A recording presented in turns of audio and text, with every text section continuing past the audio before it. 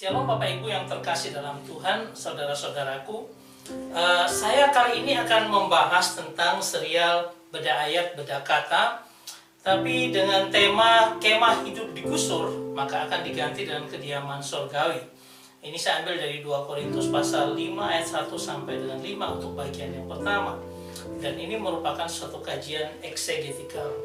Saudara yang terkasih, kalau kita lihat saya tuliskan inspiration behind the skin, itu karena saya mau untuk meneliti ayat-ayat ini karena ada sebuah latar belakang di mana beberapa waktu yang lalu ada ibu terkasih yang saya kenal beberapa waktu yang lalu, kemudian memiliki 4 putri, kemudian teman-teman pelayanan saya baik di sekolah minggu maupun juga di gerakan pemuda kira-kira 20 tahun yang lalu, dan usia 91 meninggal dunia. Ini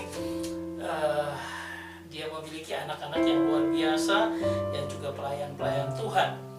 Dan ketika saya datang pada hari tanggal 9 hari Minggu untuk ibadah malam penghiburan, kemudian ada seorang hamba Tuhan yang melayani dan berbicara tentang teks 2 Korintus pasal 5 ini, dan saya ingin mengeksposnya lebih jauh.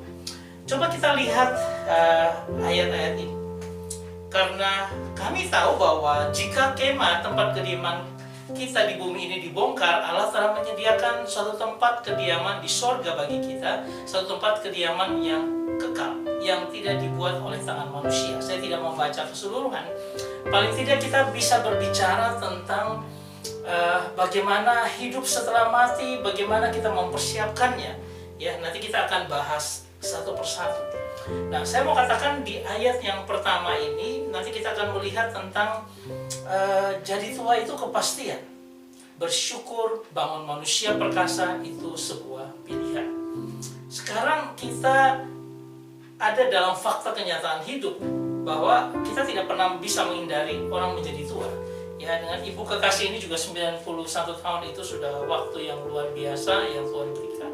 Sehingga dia bagaimana hidup dengan bersyukur, ditinggal suami belasan tahun yang lalu, tapi dia tetap kuat dan bisa melayani terus. Ya, itu satu pilihan. Nah, itu juga pilihan bagi kita. Nah, untuk itu saya akan mengajak kita untuk melihat latar belakang sebelum ayat ini, yaitu pada 2 Korintus pasal 4 ayat 16 sampai dengan 18 dikatakan tentang perikop jangan tawar hati menghadapi maut.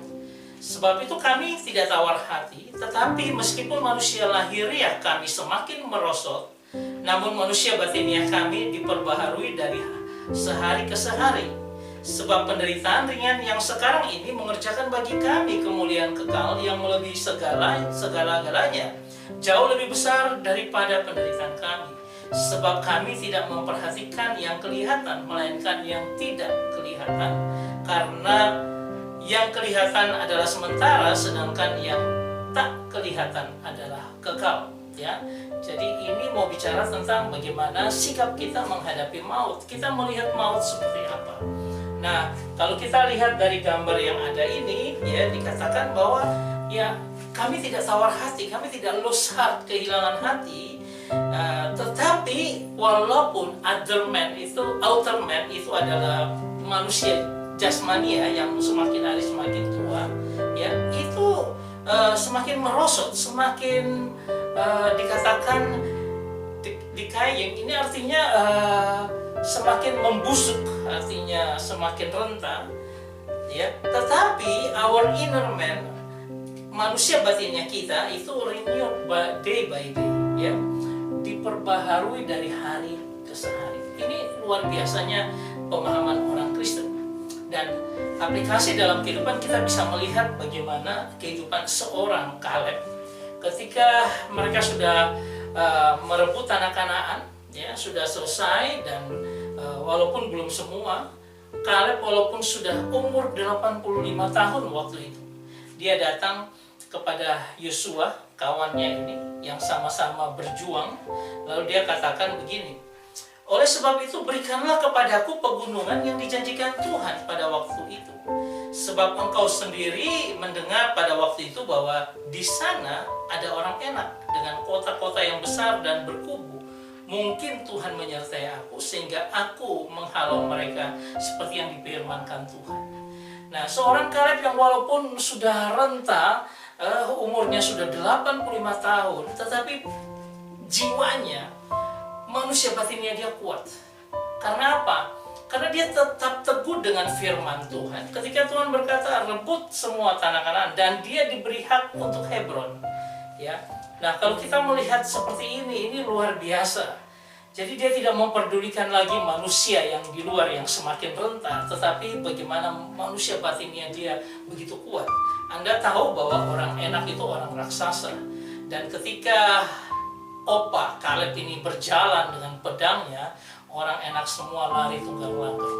Karena apa? Ada sesuatu di dalam yang sudah dibangun bersama dengan Tuhan sekian lama, menjadi sebuah kekuatan yang luar biasa, dan itu bisa mengalahkan orang-orang Enak. Ini menjadi sebuah cerminan bagi kita bahwa ada sesuatu yang harus kita pelihara. Ya, jadi walaupun kita makin tua, tetapi di dalam kita harus ada manusia batinia yang begitu kuat karena Tuhan yang memberikan kekuatan itu. Ini poin yang pertama yang bisa kita lihat, bahwa kita harus membangun manusia rohani kita.